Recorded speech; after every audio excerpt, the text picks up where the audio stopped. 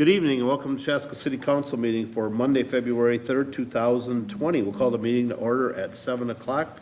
Will you please stand and join me in a pledge of allegiance? And remove your hat, please.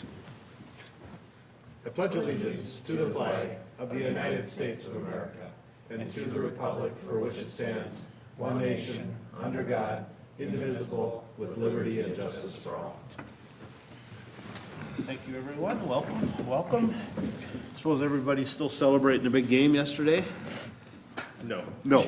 Yeah, exactly. No. I thought it was pretty Oh, fun. that's right. That's right. I forgot you're a Niner fan. I am a Niner Maybe fan. that's why I said that. I'm not sure. It's Maybe. like a little Minnesota passive aggressive there, huh? Well, I know the Vikings weren't there, so you were a lot closer than we were. But anyways, let's get back on task here. Nate, will you call roll, please? Yes, Councilmember Hatfield. Here. Councilmember Hubbard. Here. Councilmember Wong. Here. Councilmember Grau. Here. Mayor Winchell. Here. Moves us to item 4. Are there corrections or additions to the agenda? If not, I'd entertain a motion to approve. So moved. Motion by Councilmember Wong, Second. second by Councilmember Grau to adopt the agenda. Discussion. I just had Oop. one question. Okay. 7B in the consent, didn't we do that last meeting with accepting These are the gifts and donations? Different gifts. Oh, are they? Yeah. I thought they looked the same. I'm sorry. No, Okay. different ones. That's my only question. Anyone else? All right, all in favor signify by saying aye. Aye. Aye. Pose same sign. Motion carries. Moves us into visitor presentation. Tonight, we are recognizing, it looks like 2 former commission members. And one has hit term limits, and one, I believe, got new commitments. Yes, yes. So, where did my list of things go? Well, I have them here somewhere. There they are. But I just, we started this a few years ago, and I know that it's short, and we greatly appreciate you coming in, but I think that these commissions that you guys belong to are very important for what our city direction does. It helps, you guys are the first steps of seeing most everything that comes through council here. And it's, through your guidance as a commission that helps us move forward. And why they may be taken lightly, they're very important to us as a council. So we like to bring you in and say thank you. And I'll read one, they both do say the same. So these are certificates of appreciation and recognition for outstanding contributions to our community in the years of service on Planning Commission and the Chaska Park Board. And so presented on this 3rd day of February 2020. And so one is for Heather Pfeiffer. She was on the Planning Commission for 5 years. And the other one is for Pat Whitrock that served 9 years. So I will come out and hand these if you guys want to come up and see your smiling faces on the cameras. So Heather, here you go. I just want to say thank you. Thank you very much. Greatly I really appreciate appreciate that. That's And so Pat? very nice. Thank you. Thank you. Greatly appreciate it for your help. Thank you. And the microphone is yours. If well. you need to say it, I'd like to say anything. Yeah, no, I'll just say I really enjoyed my time on the Planning Commission. I came in the middle of somebody else's term and then did an additional term, so that's why it's kind of an odd amount of time, but I just started a pretty demanding full-time job with kind of a long commute and my 3 young kids and sandwich generation with parents, and I felt I wouldn't be able to maybe serve as well as I'd like to, but I really enjoyed it. It's been a great team of people, and I'll still be rooting for Chaska here, so thank you very much. Well, and thank you for recognizing that, because one of the things that we ask new members, do you feel that there's a conflict becoming on a commission? And the last thing, obviously, we'd love to have full commissions there to be able to have input. So, but thank you for recognizing that you may not make it, but 5 years, you put on a fair amount of time there, and so Thank you. And Thank you for. Thank you very much. It was a pleasure serving with you, too. Thank you. Pat? I just want to thank the city council and the mayor for giving me the opportunity to spend on the park board. It's been a very enjoyable experience, and I've learned a lot. And so I wish the best to the new park board members. Thank you. Thank you. Thank you. Thank What's you your very biggest much. accomplishment? The dog park. I knew she'd say that. Heather, I don't know if you had anything as a personal accomplishment that, after that, but you're certainly welcome to come back if you. Yeah, no, I mean, just the They can't hear you if you stuff talk. that, yeah, I can't think of any Okay. one particular thing, so All many right. things. Thank you. Thank you. There's three other commission members that aren't here tonight, so I would still like to read their names.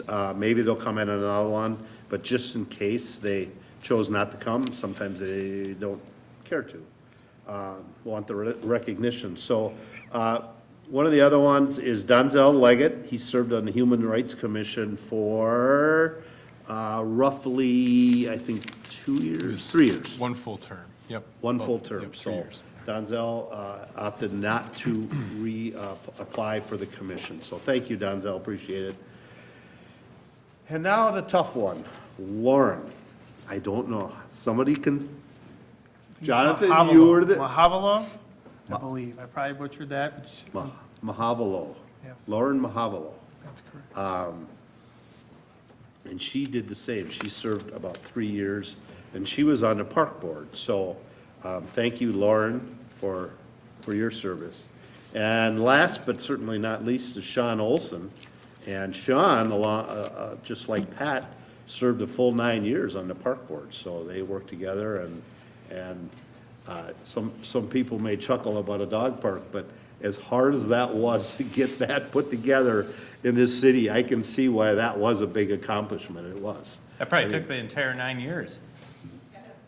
I mean, Yeah. we built the Fireman's Park Curling Center, we did that in a couple of years, but it took us 9 years to get a dog park, so.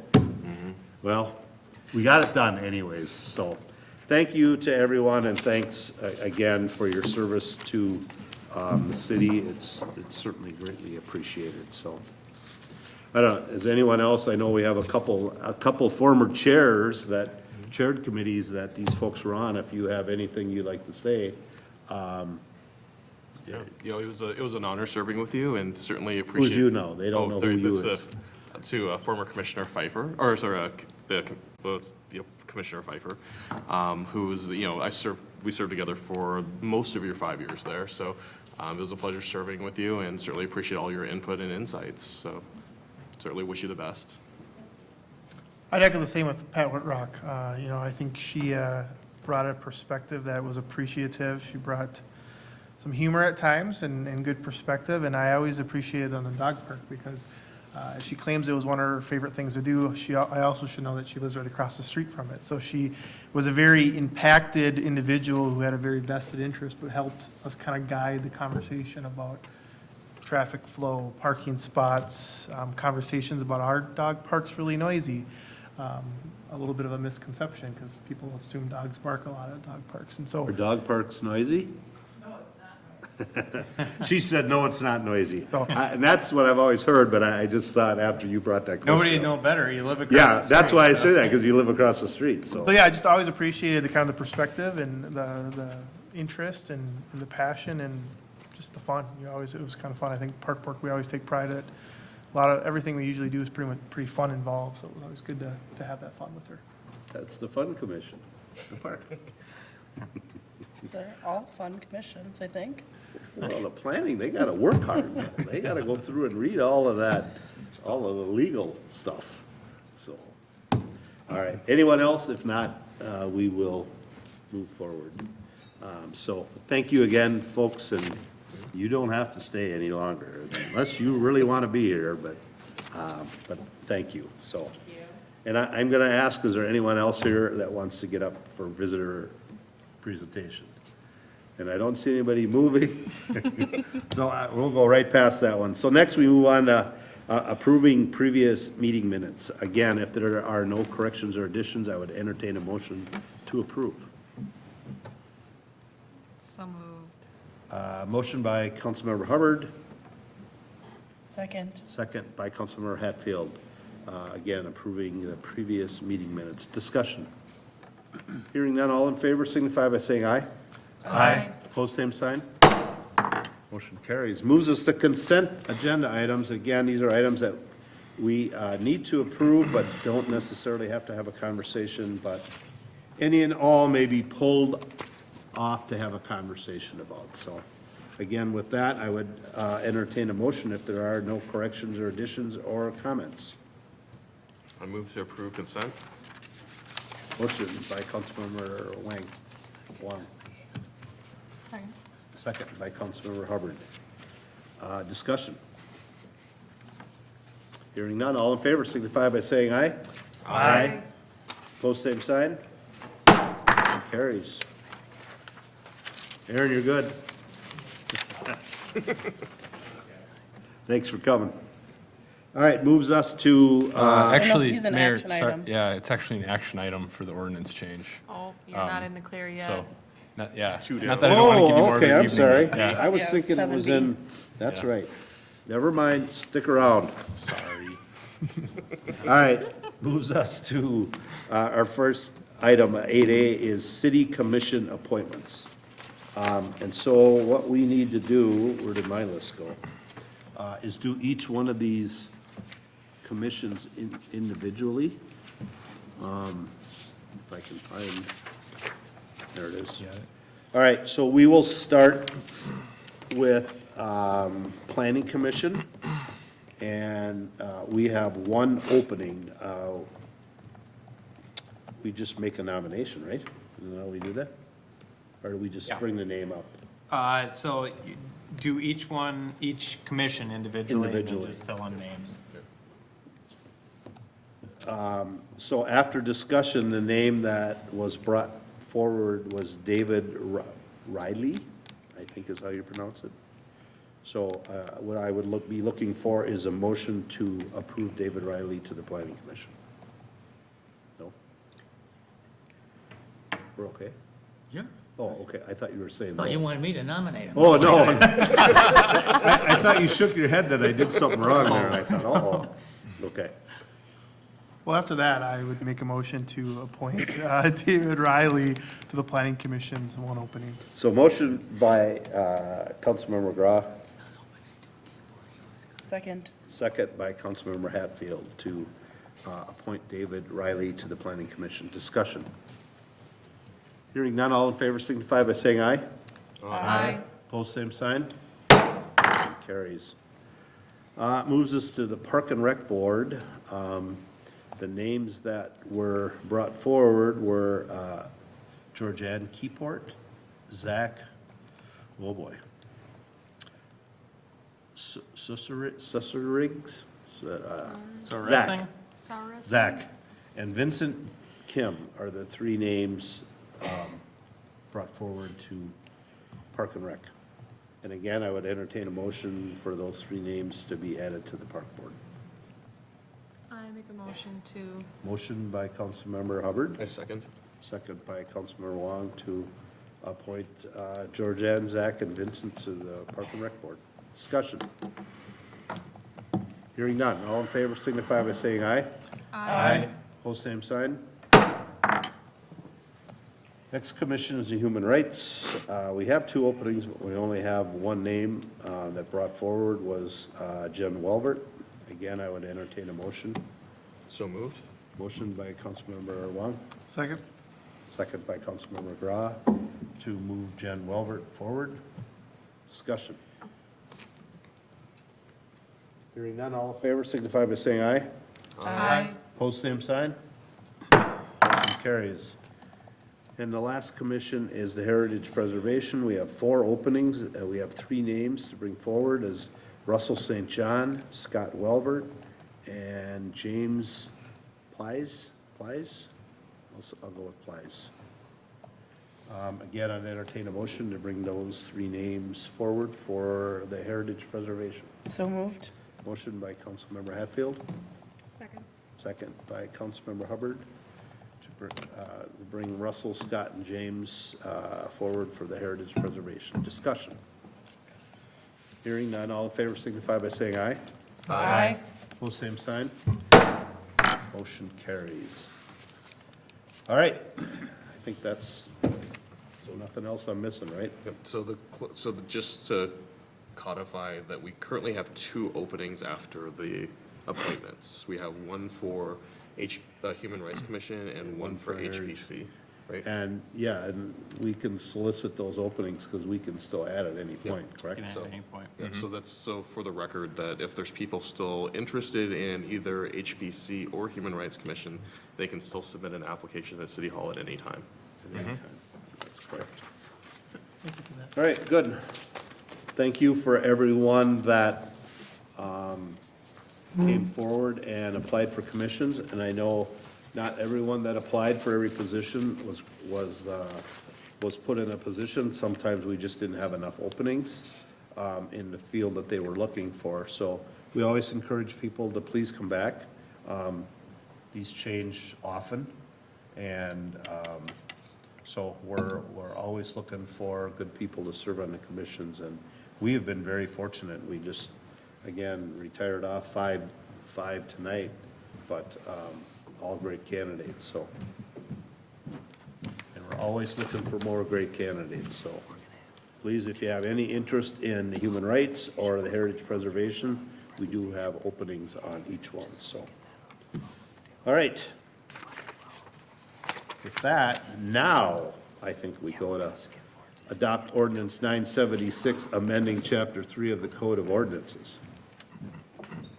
Mayor and council member, the item in front of you tonight, I'm going to have Nate address this as he put it together with Denise. With Denise and Luke. So what we're proposing tonight is a change to the city ordinance, which would allow, and this is a change to the consumption and display provision of our alcohol license section of ordinances.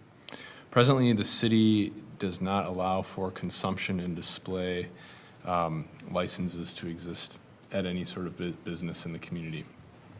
So what that means is, me as a patron of a business, I couldn't bring my own, wine or alcoholic beverage to that business for consumption. And so sometimes this happens in different sorts of businesses. One example would be like the places where you can go and drink bring your own wine and learn how to paint a picture or something like that. There's other businesses around the Twin Cities or the state that maybe you want to bring your own wine and get your nails done, or I've heard that as an example too, or people wanting to do that. Yeah, not that I've done that. But, others might want to. And so presently in the city of Chaska, that's not allowed. So what we've been requested from a local brewery in town is since they also operate a winery, could folks bring wine, to the brewery and consume it there? The state, they've gone through the exercise of getting permission through the state, because there's also a level of permission that needs to happen there, and successfully obtain that. But unfortunately, despite the fact that they have that state permission, our city ordinance does not allow that to happen. And so as we looked at it, trying to think about what is the intent of this ordinance, well, my view of the intent of the ordinance is to make sure that any businesses that are allowing for consumption of alcohol are prepared to handle that. And so if you have a liquor license, or a taproom license, for example, to be more specific, why would you not allow for consumption of something if that business is open to that happening there? And so does it make sense that our ordinance is getting in the way of that? I think what more the intent is for businesses that aren't otherwise distributing or selling alcohol, that's not occurring there. That's sort of the intent there. And so what we're bringing forward to you tonight is a very limited exception to our consumption and display ordinance, which would allow for owners of a taproom license to be able to allow that to occur. So people would be able to come to that taproom license holder with their bottle of wine and then be able to consume it on site. And so that's what this change is proposing to occur. Now, it doesn't force people with the tap room license to have to do that, but if they choose to do that, they can. And in this case, our one tap room license holder in the city is interested in doing that. They've petitioned us for that change to occur, so. So then, now they would apply for this permit to do that then? Is that what they have to do? Or is So- it just there and they can do it? It's there and they can do it. So what they do need to do is go through a permit process with the state. And so, and we're creating an exception in our ordinance to say if you hold a taproom license in the city of Chaska, you know, this provision, this consumption display ordinance does not apply to you. So if you're successful in obtaining your license through the state, you know, go ahead and do it. So in your example, you indicated that there's some businesses that allow like painting or getting your nails done or whatever for that. This doesn't allow exception for those things you provided the examples for, because they're not tap rooms. That's right. Yep. This would be an explicit exception just for tap room license holders to be able to do that. So why wouldn't we make it broader so that, you know, if someone wants to have like a paint and, you know, bring your wine, why wouldn't we? Well, we certainly can, and there's nothing saying that the city can't. The city made a decision way back to prohibit consumption and display in the city, and I think the rationale behind it was the desire not to have businesses that otherwise don't hold a liquor license to be able to, you know, allow for alcohol to be consumed on their location, because presumably they don't hold a liquor license, so there's been no background check done. They haven't had to been through any sort of training. Yeah, there might be insurance issues there on how to handle people who may be overconsumed and that sort of thing. And so we don't want to allow that to occur. So assuming that that is still the desire of the council to have that sort of prohibition in place, we thought, let's make this exception as narrow as possible to allow the thing that makes sense to happen, to happen. Okay, so if we're allowing this exception, but let's say someone says, hey, I've got an art studio, I want to generate some more business, and this is a great way to do that, what would be their avenue to pursue?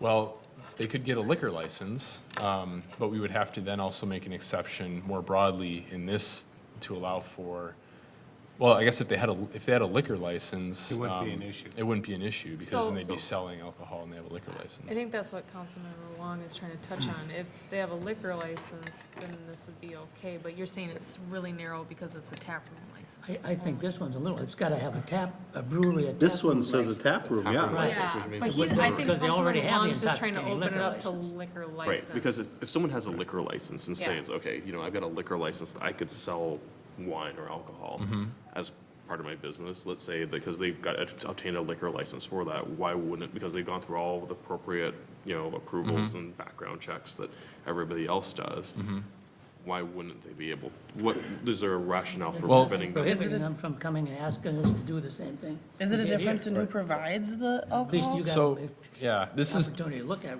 what they're doing, what kind of business they're in, you know. right. There's very limited scenarios where this is even an issue. If you have a liquor license, you can sell wine and beer Yeah. at your business. Because So there's you no wouldn't need want for them someone to bringing bring it it in because in. you already sell it. The difference with a tap room is a tap room doesn't allow wine. Right. Right. And so, you know, so if somebody came in and they applied for a liquor license, a full liquor license, because we have different levels of liquor license, but if they applied for a full liquor license, this wouldn't be an issue at all. Okay, that's fine. Yeah. But the issue here is that he's a tap room, He has, or so-called business is a tap room, but that and that the state actually has prohibitions for them to be able to sell their wine within their tap room. And so this gives an opportunity for people to bring wine into a tap room. So it's really, to me, I sort of view it as really specific to a Yeah. tap room. So they, It's can they specific. sell the wine, or do you have to bring the wine? You have to bring And the is it wine. can they restrict? I'm assuming Can I bring my $2 chuck, or does it have to be their wine? It's probably up to individually. Well, that's what I wonder, that's what I'm asking. So in Aaron, this- you can come up if you have, Yeah. Yeah. just introduce yourself and who you Hi, are. Aaron Schramm, owner of Schramm House Brewery. Yeah, this provision only allows you to bring the wine in. We physically can't sell it on site, or my staff can't even serve you it either. But we're still held accountable to check IDs, over intoxication rules, everything else applies to it, so our liquor liability covers this.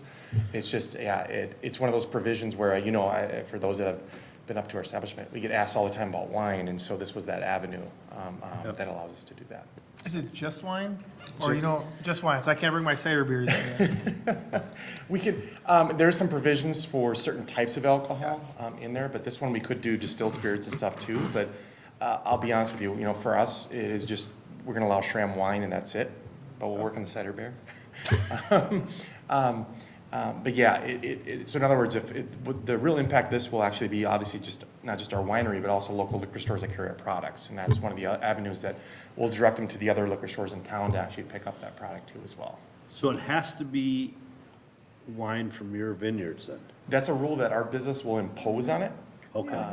Yeah, so the $2 Chuck, we're gonna say, no. Well, I would want to drink that anyways, but But that's just a business decision. That's not a rule by the state. Yeah, Okay, it's so just that's, one that- you've come up with that. And then, I think if I heard right, they have to uncork it, you can't even uncork it. Correct, we can't charge an uncorking fee, like you go to most restaurants, that's actually considered illegal, as well as, we can't use a locker system, we were gonna try to do that as Can't well. store it. This is the real reason behind this is kind of that locker system for like a clubhouse, is how they kind of got this going. So if you go to like a golf course that doesn't really have a full liquor license, they start allowing this law out there to have a locker to put your booze in, right? And then it kind of, you know, got used in other avenues like ours, where this scenario kind of makes sense, actually. We already, from a responsibility standpoint, you know, our staff's already trained with the sheriff's office through alcohol, you know, consumption. We already have a liability. The big thing is the liability, really, when you come down, right? Somebody gets drunk, they get in a car accident, they can come back to somebody. So that's really when you look back at what the reason behind this law was kind of put into place too as well. And any establishment that has a liquor license has to have that liability, right? And we have to prove it every year. We have to send in that liability aspect, so. So if like, and to that liability, I understand you can't charge a corkage fee and you can't do a lot of these things. They said, can I borrow a corkscrew? Yeah. Oh, yeah, you can. In fact, we can charge for the glass. Isn't this funny? You can charge a glass fee, but we can't charge a corking fee. Okay. So So it can't do, because you could use the glass for some water, right? Yeah. It's your choice of what you want to use the glass for. You can borrow the corkscrew, but Yeah. can't touch anything with the bottle. correct. We can't touch the bottle. We can't open the bottle for them. They have to open it. And then also, too, we have to ensure that they close it before they leave, right? They can't just walk out with the Yeah, open bottle. and stuff too. Yep. So yeah, there's all these rules and stuff. For us, we're very familiar with it already with the winery, you know. So none of it was a surprise. It's just one of those things where it's funny too, because the thing we went through with you guys too with our tap room is almost like a full liquor license review, right? I mean, the sheriff's office, you know, is involved in such too, and so it's kind of funny because you have even the really restriction around wine came at the state level because of the manufacturing, right? So with you guys, it wouldn't have mattered if it was a brewery, a winery, or whatever. It's that same kind of process that you guys across all board. It's liability review of background checks and such too. So it's funny. It's like the state has a restriction around the wine, and then we got down here, we got through that, right? And then the city has a restriction around this particular license is how it was kind of handled. But yeah. well, that's very exciting. I'm excited. Yeah. Well, this is one since, you know, day one, people even found out it was Schramm, right? Oh, they're gonna have their wine there, right? No. quite. And there's state statute and there's. Well, the one thing we sorts of- found there's a web out of stuff. since Schramm's has opened up is how antiquated the alcohol rules are. Yes. And they're, Specifically in Minnesota. yes, Yeah. and they are, you know, most of them are state, you know, obviously this is a local one, Yeah. but there is just a lot of crazy rules in the alcohol world And that there's been a number probably of times needs that- cleaning up at Yeah, some Aaron- point, but. Aaron and I have talked about, we're both from Wisconsin originally, and so the situation here in Minnesota, it's like, what is this foreign land that we've What is this landed? license thing you asked for? Now, just out of curiosity, so you had to separate the two, right? Like, the winery was, I mean, from my remembrance, was selling beer, but then when you moved, you had to split them. So are you gonna do the reverse over there? Is there, we this could- can only apply here, like, you can't do the beer? Yeah, it'll only Okay. apply here. I just Yeah. was curious. But you guys still sell beer at We do. the winery. Yeah. Oh, you do? Yeah, they I always thought have- you had to split them. No, We had to split the off sale of beer. Okay. So if you go to the brewery over there now in Waconia, you can't bring the beer home. Yes. Which we See, found there out was- the day of our license, There by was the a way. stipulation, I didn't know I that. I remember didn't reading know about that. it. Okay. So, yeah, this one will apply just to this location, but we Sure. also did get a catering license now. So this is the funny part, is that the Shram Vineyards now can cater wine here, but you have to buy a cheese plate, basically, is how it kind of works. So, yeah. We're doing the first one this weekend, so, yeah.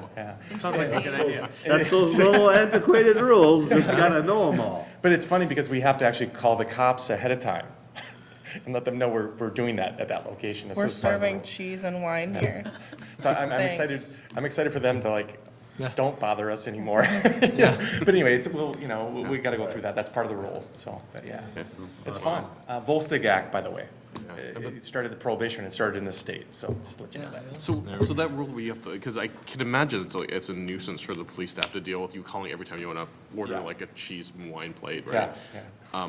Is that something that's a state rule, right? It's a state rule Okay. with the state catering license, yeah. And it's really built for, again, like catering to a certain, maybe, let's say it's a high school graduation party, right? And you cater it and they bring their alcohol in and they just want to know that there's somebody responsible, for that event. So again, there's scenarios where it might make sense, but then there's scenarios where it doesn't. So again, we'll keep on bothering them until they tell us to stop, so, yeah. All right, anyone have any other questions for Aaron? Not for Aaron. So this goes back to so just to make sure, so if the. Thanks, Aaron, for coming up and clarifying. Thank you, Aaron. So going back to clarify, so on the question of so if there was another business that was doing some entertainment related thing that they wanted to serve alcohol or wanted to serve wine, as long as they had a liquor license, they're okay to serve. Or they could have a caterer come in Yes. with a liquor license, which is usually the more common Right, thing okay. to happen. Yep, okay. And then we're good there. Okay. Only other example that I've come across in my experiences where maybe a restaurant can serve beer, but can't serve any hard drinks. So then they have where you can bring in a new setups, right? So they'll give you a Coke. Yeah, but I don't even know if that's, I don't think we have that existing here in they Chaska. got Shake rid it of as a setups. Yeah, right, per our ordinance, that wouldn't be allowable. Correct, yep. that makes But sense. again, the out for them then would be to get a full liquor license. Yeah. Yep. And then they'd be able to sell, so. Okay, good, thank you. And where, to kind of throw some clarity, where this can be a problem if you have limited liquor license, where you only do so many. I mean, we don't have a limit today, so that Well, doesn't- we technically do. We just haven't met the limit. Oh. We have a large limit. Oh, didn't know that. Yeah. I thought we did not have a limit. No, we have a limit, but it was set pretty high. Well, there was that one time, wasn't there 22 alcohol establishments on Main Street back in, A lot of them are 3-2. right, Yeah. in the early, what would that have been, the 60s probably? And we did this in, like 1969 or something like that, shortly after I came here. Hazeltine wanted one liquor license to sell to one of their Events? events. And there was just one for sale, and he got like 10 times what it was worth. And we just figured, that doesn't seem right, just to have limits just so somebody can make a bundle of money selling his liquor license, so. That happened the same year my dad was a sophomore in college.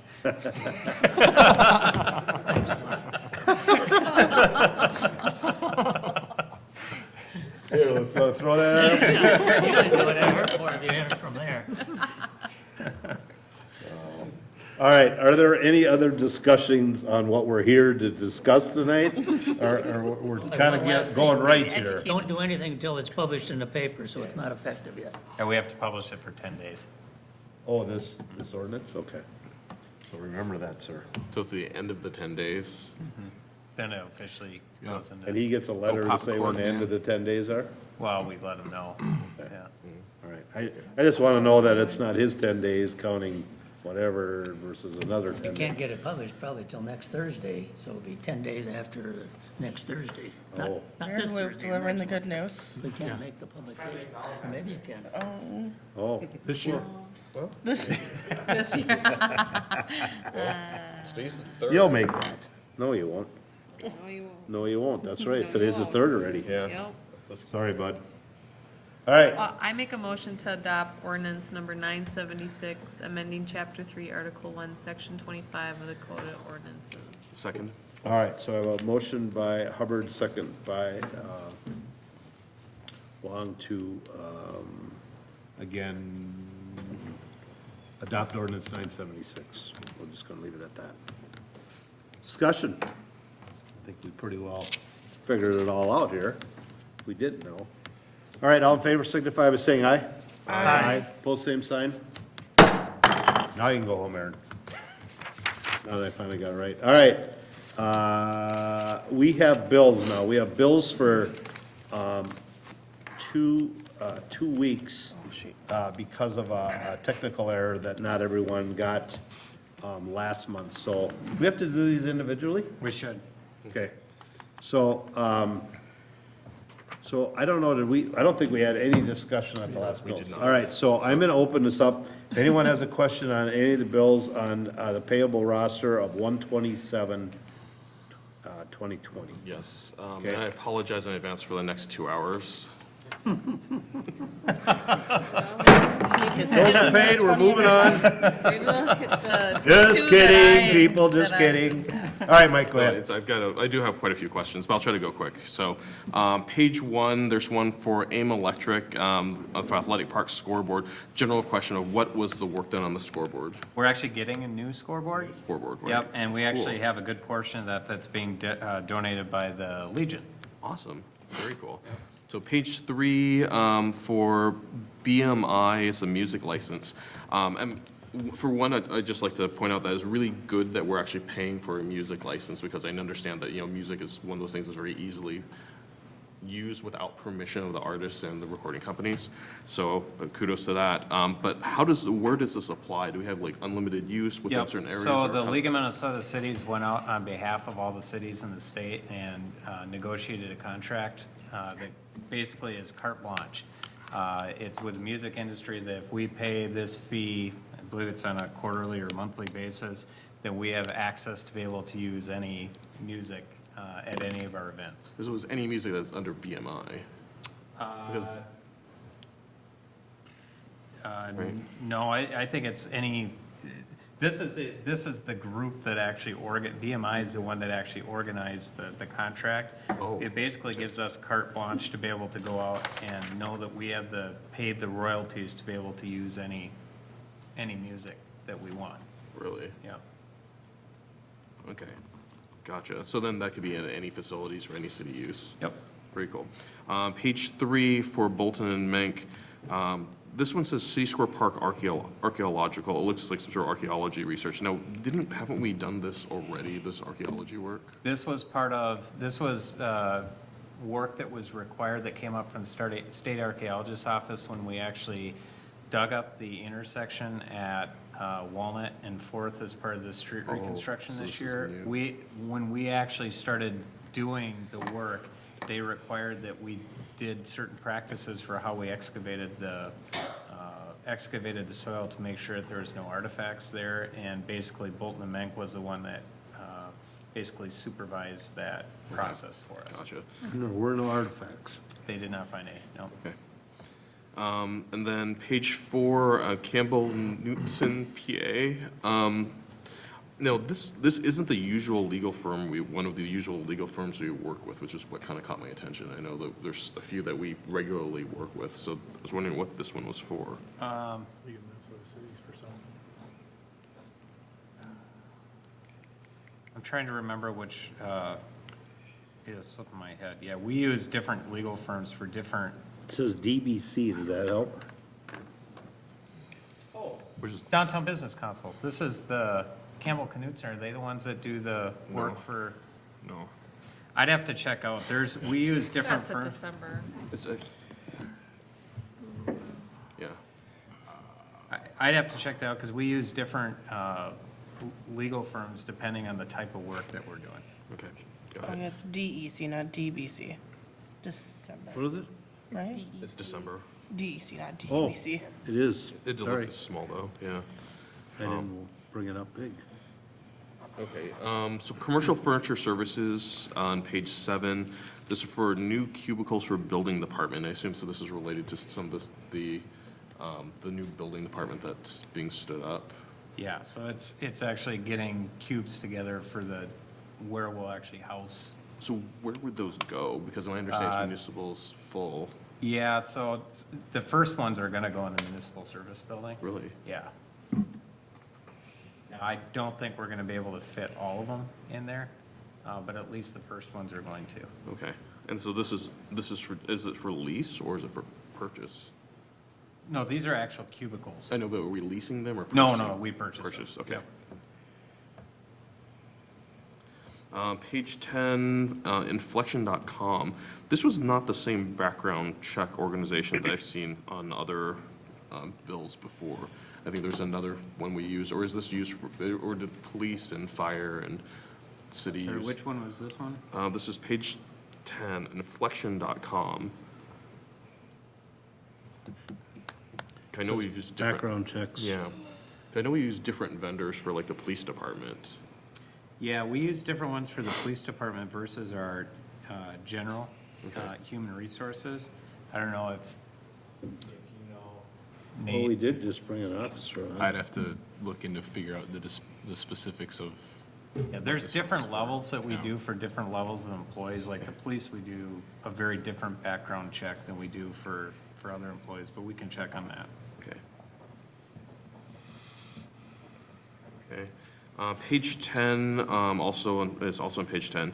And there's also, it shows the Hatch Company and Hawkins that both show for WTP chemicals, this waste treatment plant is what my understanding. Water treatment We're water treatment plant, right? Yep.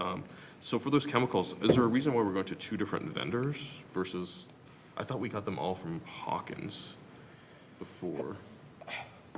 Now, where are you seeing the two different? I see Hatch Hatch Company. versus Hawkins? Yeah. It's usually dependent on the actual chemical that's used itself, so, you know, it might be a better price at one. Okay. Might be that one doesn't carry a certain chemical. Okay. But, yeah, it's either based on we can't get a certain chemical there or the price is better. Okay, sounds good. Page 13, in-time services. I understand it's a scheduling service, but what is in-time services used for?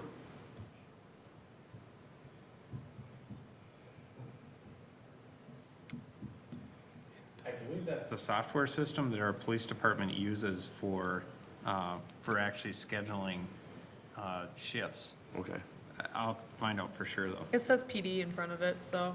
yeah, but it That's- They all say that's- yeah, they all do. No, no, it says an extra Yeah, PD. well, there's a guys. it's paid PD scheduling service, right? Yep, and then it says PD. You're right, there's 2 of them. Again, Yep. just, you're always right. Page 14, Kiva Management. This one's like the January 2020 community room, and I was wondering what that one was, because I Googled it and I didn't find anything that was, Yeah, so Really this has to helpful. do with, Kiva Management is the one that manages the Cloverfield community or the Cloverfield condo building.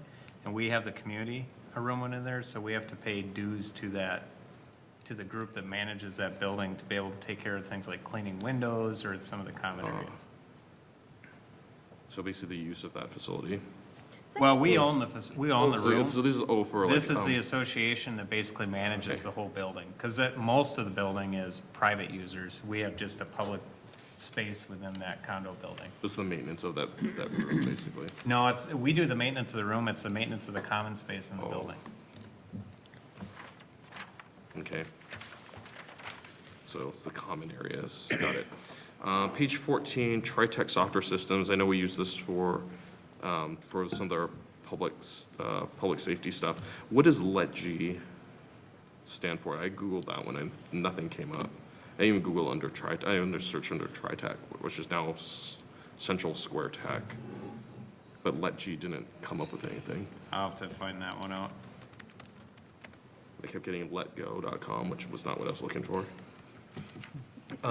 Page 15, Lexipol. Now, there's different training that's provided. I know that there's certain training that's used for certification for police, fire, EMT, things like that. Which one's Lexipol providing? Lexipol is actually our policy manual. So so basically, they make sure that our police policies are consistent both with state statute, and so there's changes every year that happen with state statute, or there might be changes that happen with federal statutes, and what they do is they make sure that everything in our policy is up to date and all the changes are made so that we don't miss something. Gotcha. So they basically do the maintenance, the ongoing maintenance of our, the policies that our police use for different procedures. Gotcha. So then this like takes care of, so if there's any updates that come through, then they'll automatically have that since you're. Yeah, so they'll pull up, I mean, sometimes we might do a local change, an ordinance change, so they'll do that as well as state and federal.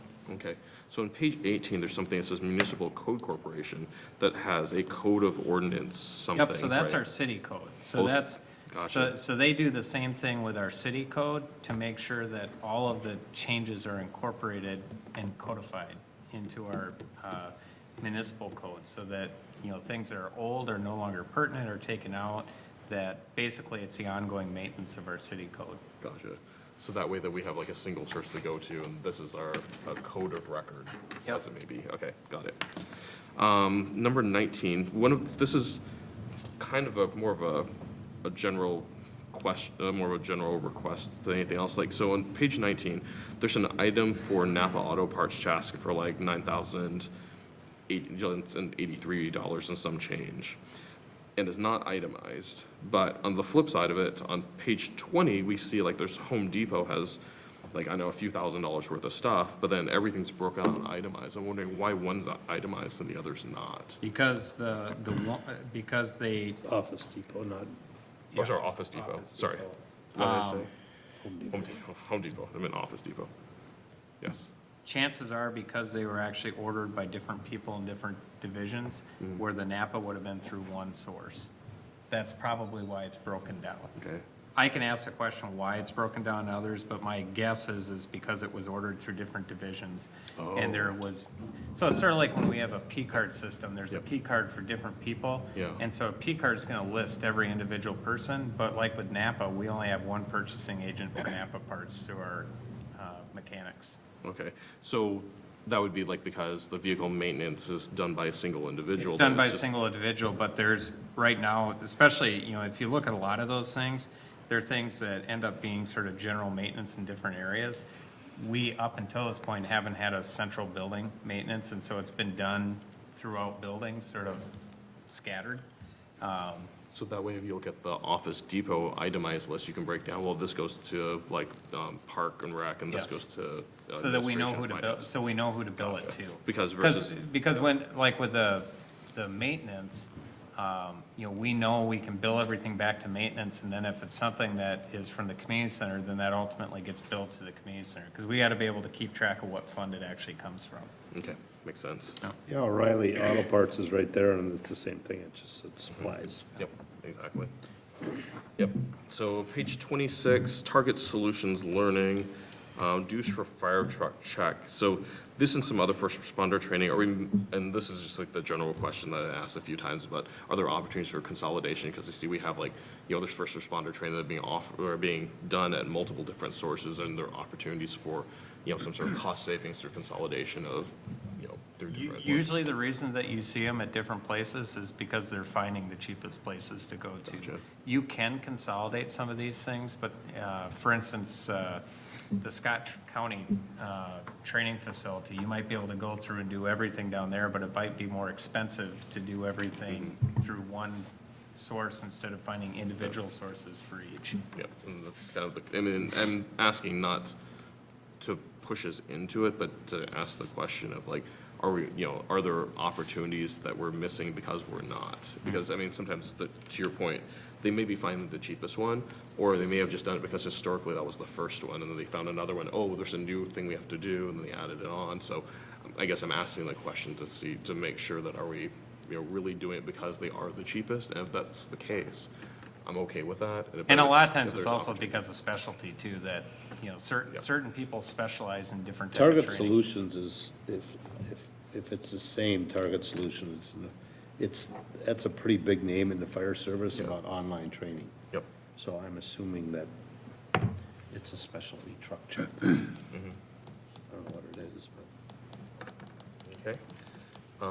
Let's see, and page 31, this is the last one. On page 31, this one from Northland Systems, so it doesn't say really what it's for. It says it's paid for January 2020 recovery services and support services.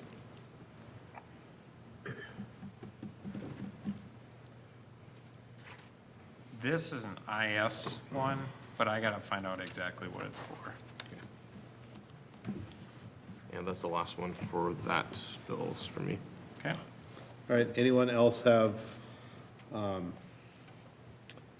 any question on bills payable 127, 2020? I just have a clarifying question. I just want to, on 28, US Curling Association, basically, we collect dues for everyone who's a member, and then we pay it, we collect it, and we pay it as Yeah, one. so it's part of our due structure.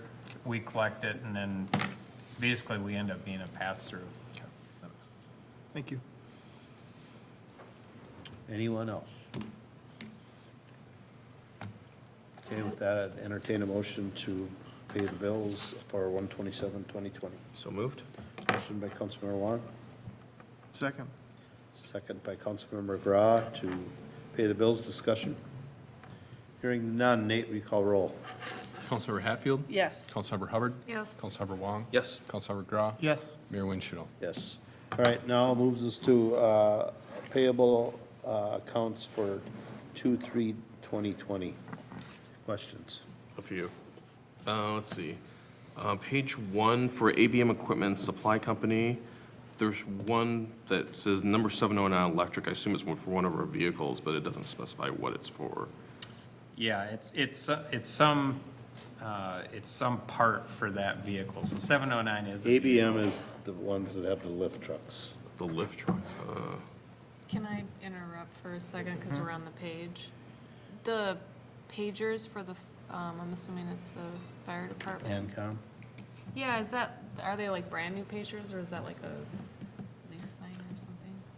So we also have to get pagers for new people who come on the department. I'm not sure if these are replacement ones, if they're for new people, or if it's just general maintenance on them. Okay, I just was So curious. I can find that out though. No, I mean, it's not a big I'm deal. thinking there must be new, because that's quite a bit. Yeah, it was pretty expensive, but I didn't know if it was just a replacement of all of them, or if Yeah, I it's don't just know. like a yearly lease thing or something, so. Yep, and that was actually the next question I was going to ask, so thank you. Pages 2 and 8, there's one on page 2 for Dwayne A. Bakken, and one on page 8 for Michael Edward O'Toole. They're for condemnation commissioner. What was that? So that's in relation to what Larry's going to be talking to us later about. So there was a commissioners hearing, and so we're responsible in those to actually pay the commissioners who are part of the commissioners hearing. Okay.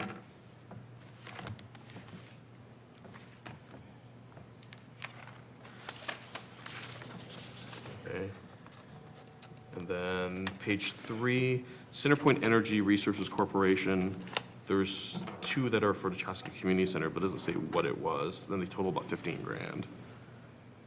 Which one? What was that? So it's under Centerpoint Energy on page 3, and it's December 2019. Is it just billing for, it doesn't say if it's like monthly, just utility So billing or that's our, service. that's a gas, isn't it? utility. The gas. That's a That's gas gas. service. Yep. Yeah, okay. Just making sure. That's not my guess. Page 6, leads online, what's the frequency of that subscription? Is that annual, I'm assuming? I don't know what the frequency is though, but it's through our police department. I don't know if that's based on actual usage or if it's a subscription, but I can find that out. Okay. And then, page 12, Reach for Resources Incorporated. And I did some research, and it shows that they work with the handicapped and disabled. Yep. But it's odd because it says inclusion hours overage. But, so I'm not sure what, an overage for what, and, And what page is that on? that would be page 12. I mean, it's not like a lot, but it's, Was that our training that we had through the Y and? No. No? Okay. That's what I was thinking it was, but wasn't sure. Well, we do use that service for some employees within the community center. So I'm not sure if that's, that they had just, they ended up having a longer shift. I'll find that out, though. Okay. And then the last one I have under wires on page 1, there's a depository trust company one for 1.27 million or 207 million, and then one for U.S. Bank totaling 2.8 million. And is, I see the information on there, but it just says, payment due like 2/1 or whatever, but it doesn't say what it's for, and I It's know our that. debt service payment. So that's the debt service payment, okay. Yep. So, I guess that, is there any way to make the annotation, something that we could align to something that we're seeing? Because that way I know that, okay, we did the debt services stuff, so it's like, okay, great. This is a payment against that, because it doesn't have a lot of detail. Yeah, I'll ask the question. I mean, they're basically, they're all debt service payments. So we have a bunch of different debt services that are out there. And, they either have annual or biannual payments that are due. Yep. And they all have different trust companies that actually get the payments in, but And that's it. I'll ask that question. Yeah, just because, a lot of times you read through there and it's like, going through like, 30, 35 pages worth of stuff. It's Yep. like, okay. All right, anyone else? Questions on accounts payable 2/3/2020? All right, with that, I entertain a motion to pay the bills. for I'll make a 2/3. motion. Motion by Councilmember Hubbard. Second. Second by Councilmember Wong to pay the bills for 2/3/2020. Discussion. Hearing none, Nate, we call roll. Councilmember Hatfield? Yes. Councilmember Hubbard? Yes. Councilmember Wong? Yes. Councilmember Grau? Yes. Mayor Winchell? Yes. All right, moves us to other business. Councilmember Wong. See as you've been talking so long, we'll see if it shortens you up a little bit. Yeah, only two things. Just like the reminder that on February 15th, Chaska Community Center, we have the Act United Conference on Human Trafficking that's happening.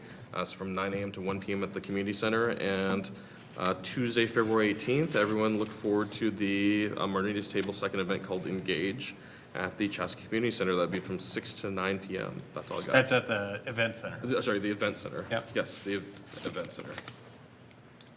Yes, thank you. Councilmember Grau? I'm good. Councilmember Hubbard? I was gonna look it up because I don't have the details, but, I can, yeah, skip me for a second.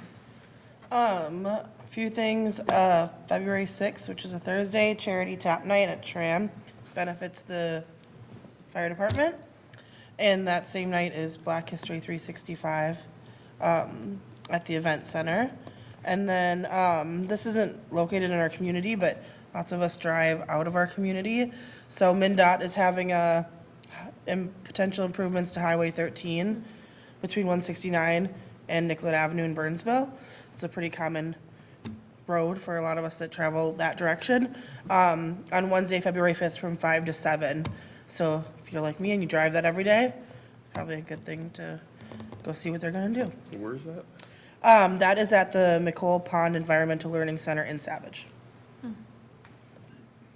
And that's all I had. All right, Nate, anything? No, do not have any. Kevin? Pat? Luke? No. Oh, wow, that was quick.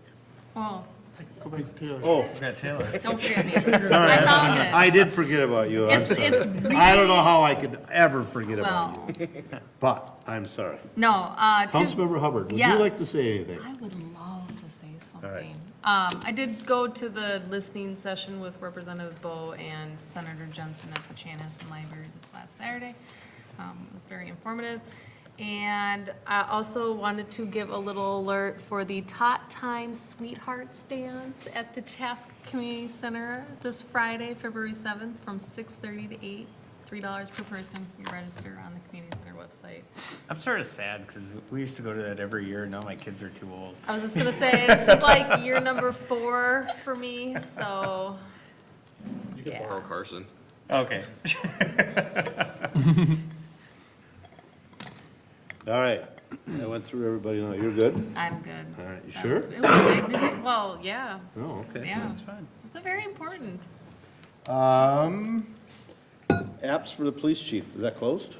It closed on Friday, and we had, we went through them today. How many? Yes, the number, boy, I don't remember. what it More was. than It was a decent number. More than 20? one. It was more than 20. More, yeah, Wow. yeah, Okay. up I around think it there. was 32. Oh, wow. Wow. Okay. That seems like it's getting high. That's but kind of good. That's We really went through good. a lot of them, though. We'll call it between 20 and 30. Okay. Okay. Felt like we went through 50 of them, but That's I good. don't think thought it was that. I thought it was closed at the end of the month, so.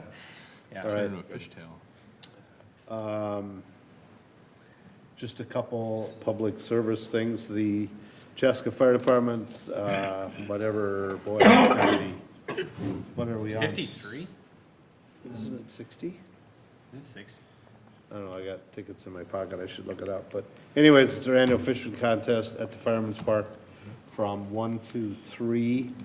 If you're not a fisherman, doesn't matter, fisher person, it doesn't matter, there's all kinds of activities inside the event center, if you're not interested in fishing, so always fun to come down, and enjoy all the fun. We always seem to call that one the social event of the winter for Chaska, so stop down, say hi.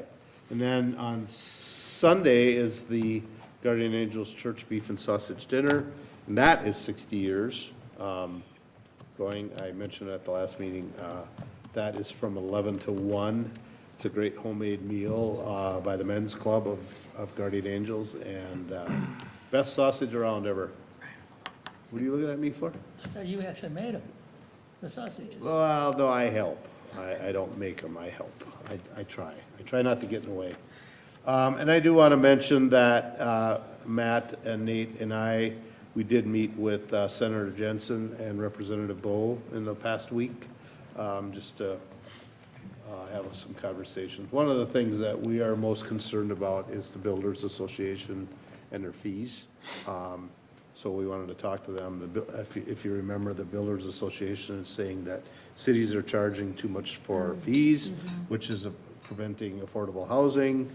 And now there probably are some bad apples out there, but they're kind of pointing at everybody saying that you're overcharging. So it's something that we have to be very cautious of.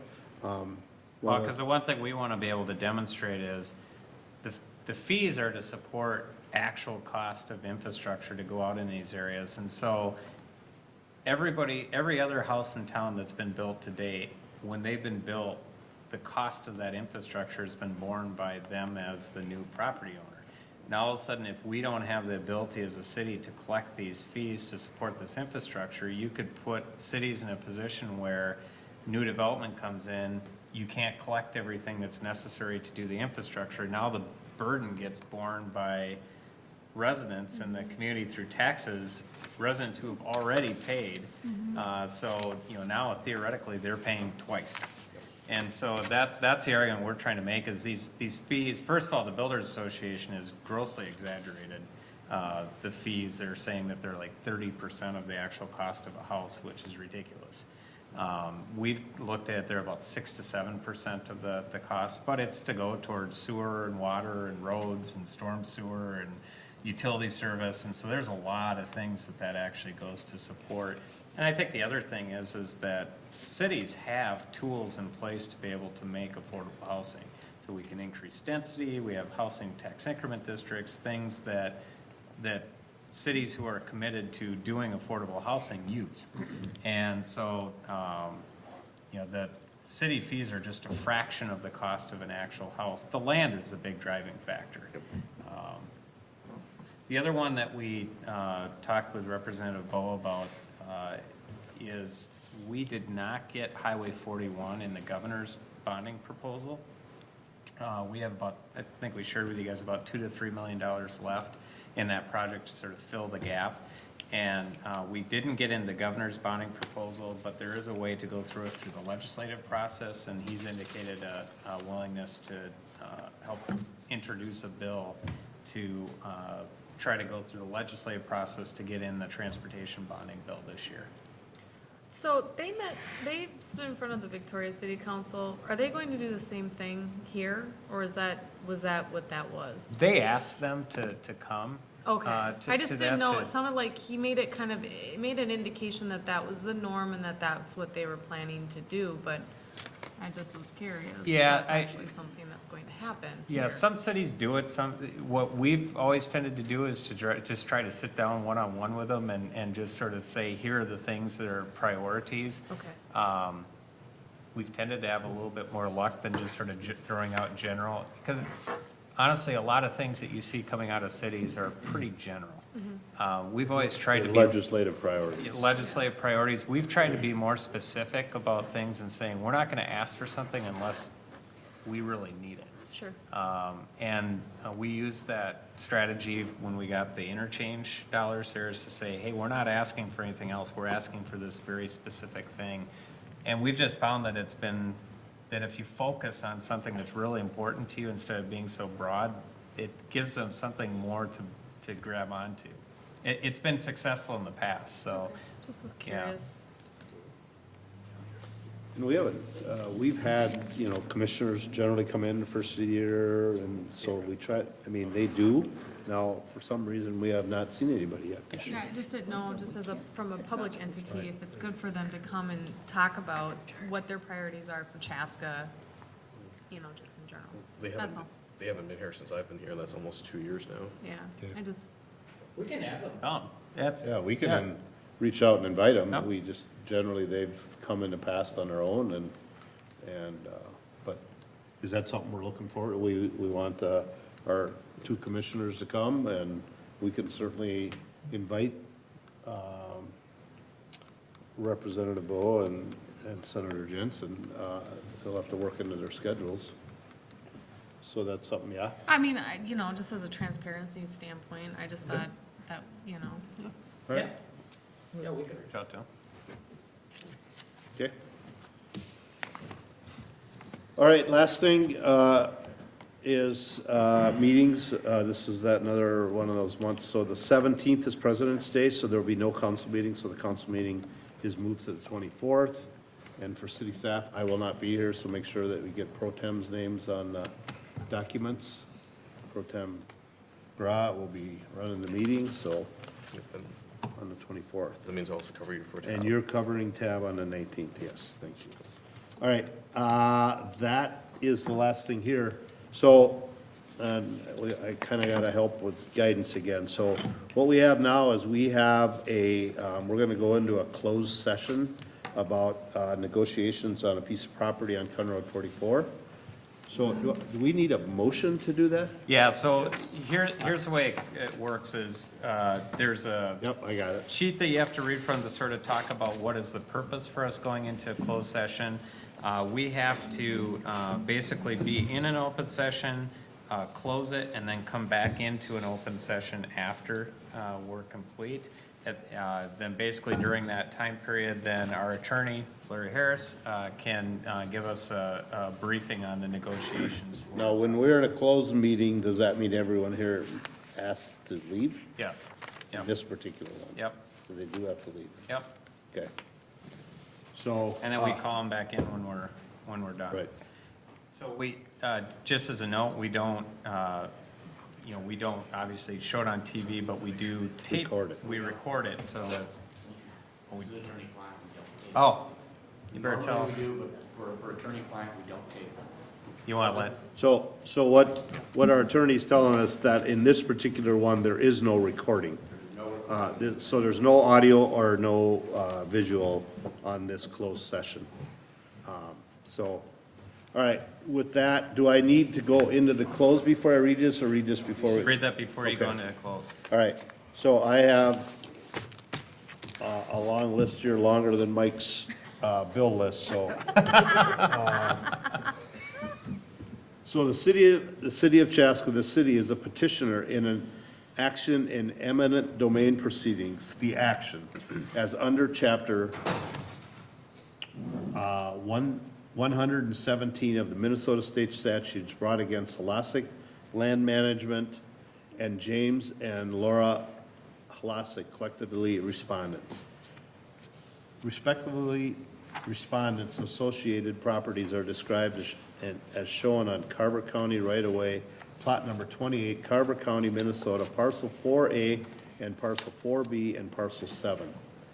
Litigation has commenced via pleadings and a commissioner's hearing, which was held on various dates in November and December of 2019 to determine the monetary amount to be awarded to the respondents. Commissioners have not yet determined an award of monetary damages for the respondents. City staff and respondents have negotiated a settlement proposal subject to review and possible approval by the city council. City council needs to engage with the city attorney in a pragmatic discussion of risk management and financial exposure to the city concerning the claims made in this litigation. It would be detrimental to the city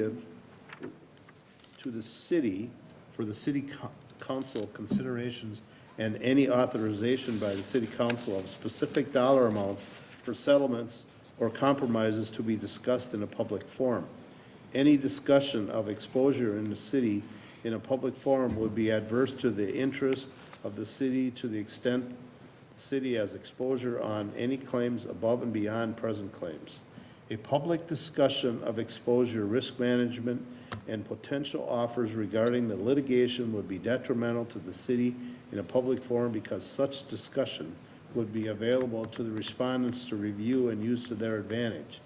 The topics discussed in a closed session in February 3rd, 2020 will be limited to the above described litigation. The city's exposure in this litigation, the strategy and tactics in dealing with the litigation, and any potential resolution thereof. On balance, the factors set forth above outweigh the benefit of the public meeting, and it is reasonable and appropriate for the city council to meet in a closed session with the city attorney to discuss matters outlined herein. The closed session is subject to attorney-client privilege and will not be taped. Accordingly, pursuant to Minnesota Statute 13D-0.05, subdivision 3B, I now order that any recording cease, that all non-essential staff department or staff depart from the chambers and adjoining rooms, and the closed session commence pursuant to my statements just now, and upon notice that the closed session is finished, to reopen said public meeting and resume recording immediately without any further discussion of any other topic during the closed session, even another closed topic, even another closed meeting topic, sorry.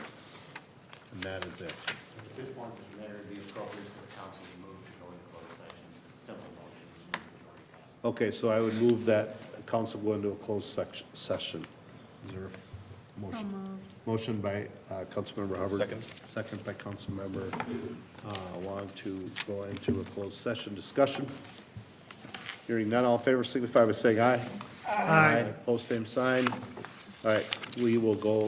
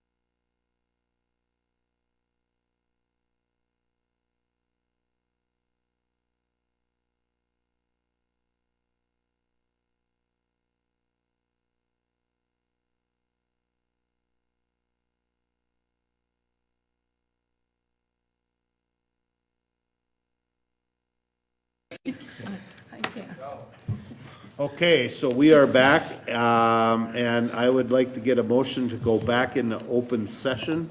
It is now 8:49, so I would entertain a motion to go back to open session. So moved. Motion by Councilmember Hubbard. Second. Second by Councilmember Wong to go back into open session. Discussion. Hearing none, all in favor signify by saying aye. Aye. Pose same sign. All right, now what I'd be looking for is a motion to accept the settlement agreement. So I move that we approve the settlement as discussed. Second? So I have a motion by Councilmember Wong, second by Councilmember Grau to accept the settlement agreement. Discussion. Hearing none. We're good. All in favor signify by saying aye. Aye. Pose same sign. Motion carries. Thank you all. All right. Thank you. Thank you, sir. Appreciate it. Have a good night. All right, last session, or last call, if anyone has anything before we adjourn. We do have a quick EDA meeting. So I followed. point out, it's the 61st annual fishing contest. I thought it was, Yeah. yes, I thought it was right there. So Had a chance to look it up. the 61st annual fishing contest. So I thought last year was a big one, so. Okay. All right, if there are none, I would entertain a motion to adjourn, and then, for you at home, there is gonna be, somewhat of a gap before we come back to the EDA, so, stand by or whatever, but we will be back, so. All right, with that, I'd entertain a motion. Motion to adjourn. Motion by Councilmember Hetfield, Second. second by Councilmember Hubbard to adjourn. All in favor signify by saying aye. Aye. Post same sign. We are adjourned. We'll see you shortly.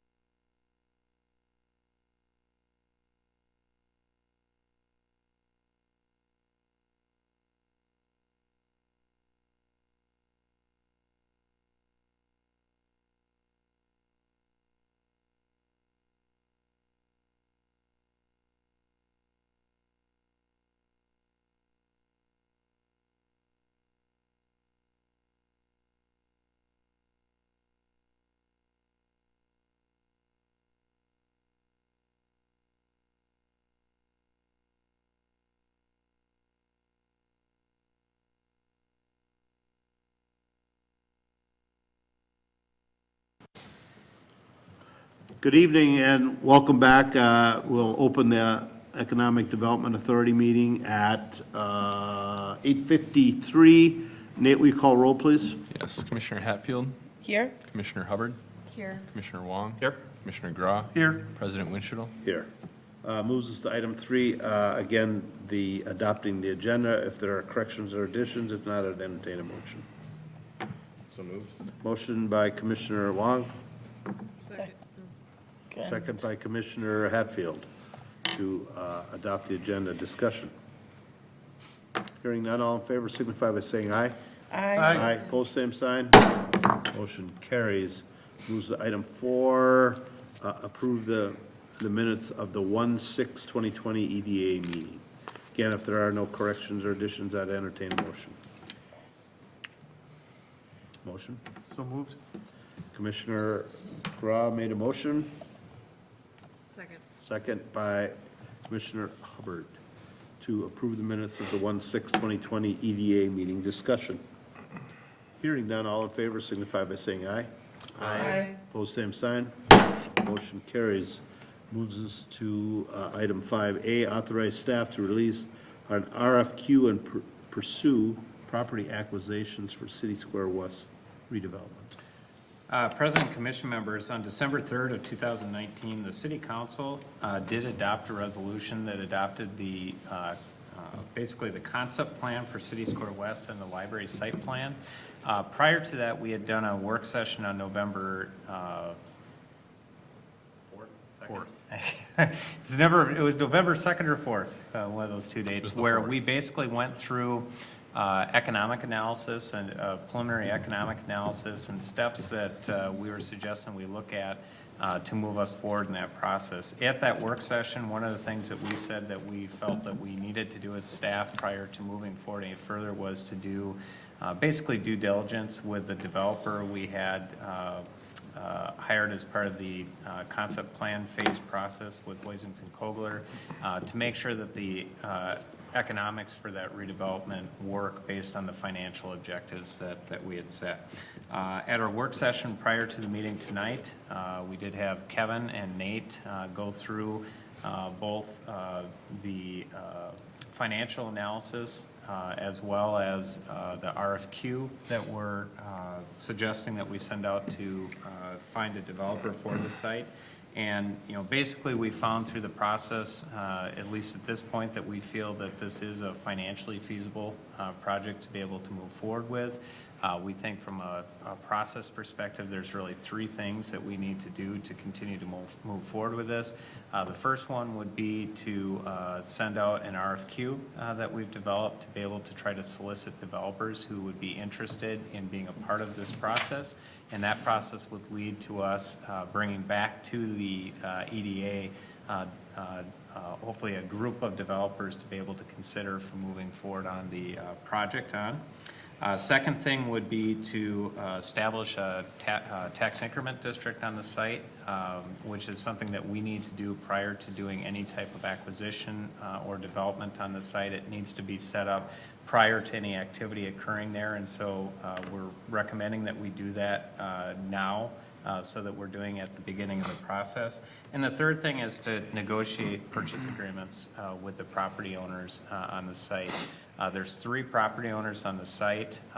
We are suggesting that we seek out a purchase agreement first with the owner of the strip mall, City Square strip mall that's across the street, primarily because they have a number of tenants that are unable to relocate until we actually go through the process of developing a purchase agreement for the site, which as we talked about in the work session, we think is really important if we're going to be fair to the businesses and help them find a new place. We need to really make sure that we're expediting this process. The other 2 property owners were suggesting that we develop a purchase agreement that would have a closing contingent on actually having a development agreement to move forward with.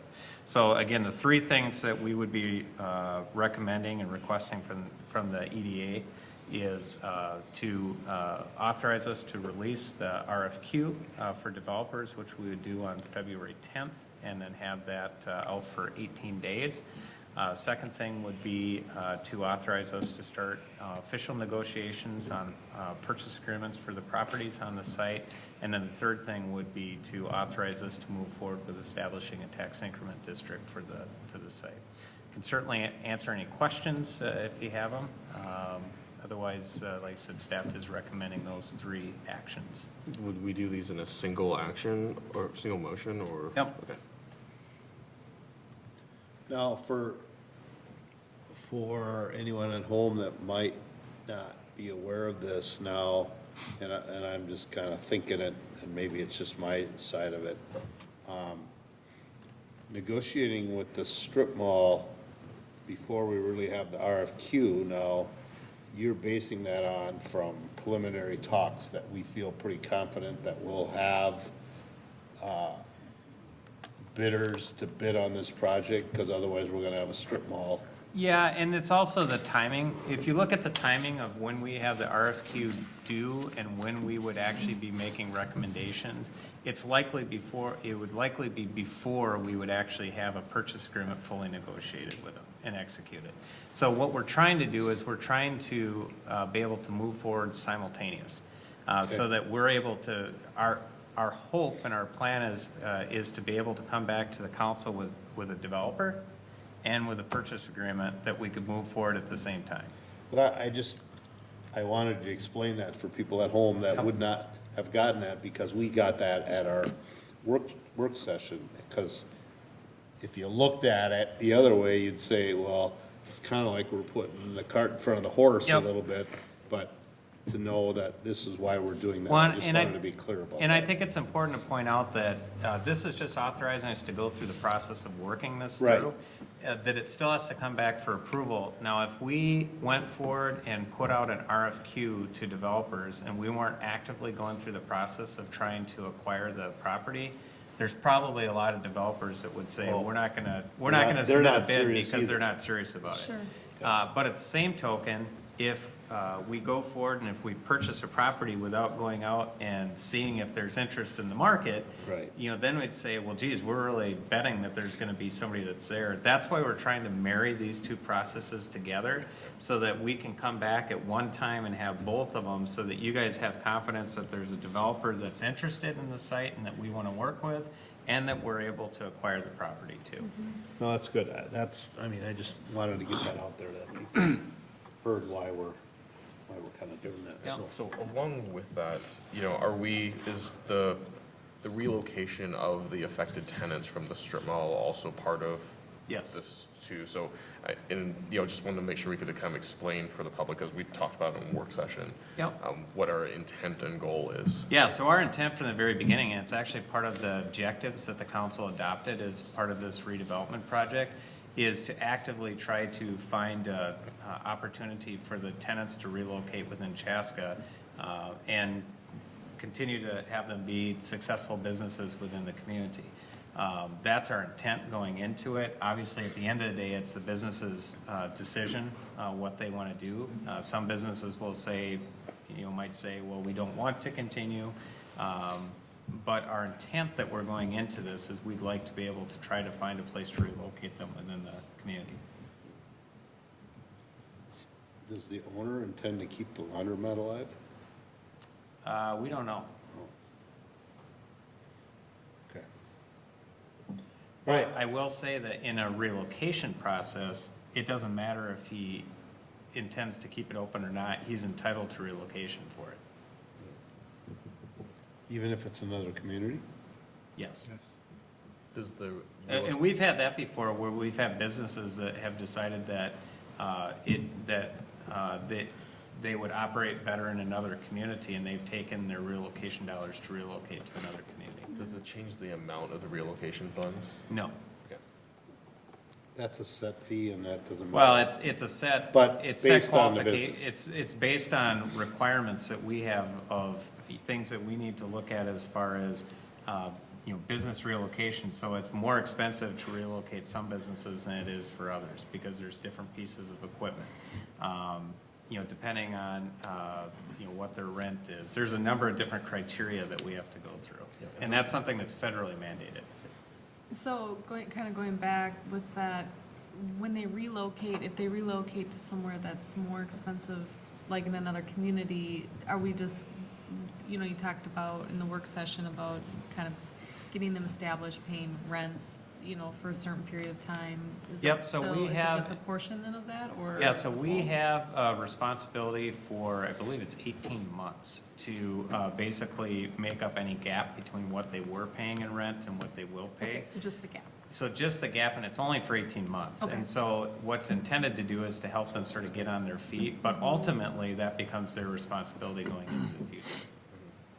So it's nothing about business, it's just basically their rental rates?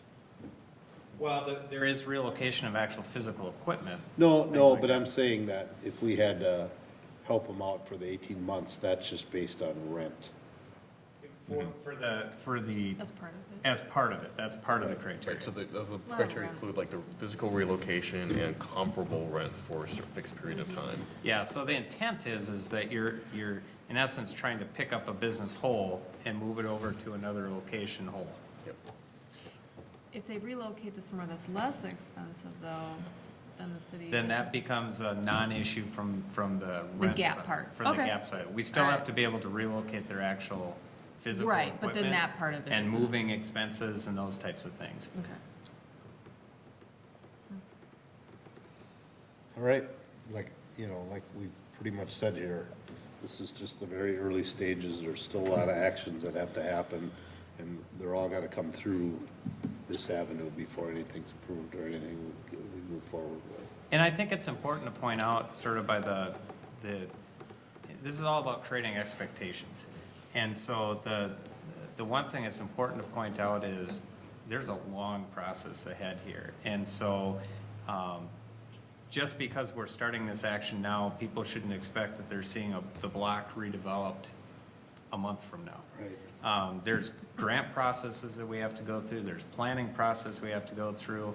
I think as Kevin laid out in his timeline, it's probably late 2021 or early 2022 when you'd actually see something physically moving forward, Okay, if everything lines up. right. Yep. All right, any further questions? All right, then I would look for a motion to authorize staff to release an RFQ and pursue property acquisition for the City Square West redevelopment. And negotiate the purchase agreements for properties to be a block presented to EDA board for approval. I don't know, I'm just reading what it says here. Oh, that's the third one on there. No, it's not on here. All right, what's the third one? To That mine's negotiate, down. here. It's that middle one. Negotiate purchase agreements for properties on the block to be presented to the EDA for board approval. And pursue the process to establish a TIF district to support financing on the project. Okay, so that's what I'm looking for a motion for. So moved. So I have a motion by Commissioner Wong, second by Commissioner Hatfield. Is there any further discussion on this subject? All right, all in favor signify by saying aye. Aye. Aye. Post same side. Motion carries. Does anyone have anything to do with EDA tonight? Comments, questions? Any luck on the building center site? Any hits? No, we haven't had much lately, so, No, probably not good timing right now, yeah. so, okay. All right, if no one else has anything, I would entertain a motion to adjourn, and for council, we're not back till February 24th. So, again, I would entertain a motion to adjourn. So moved. Motion by Councilmember Wong, second by Commissioner Wong, Commissioner Hubbard to adjourn. All in favor signify by saying aye. Aye. Post same sign. Thank you. Have a good night. Thanks for being here.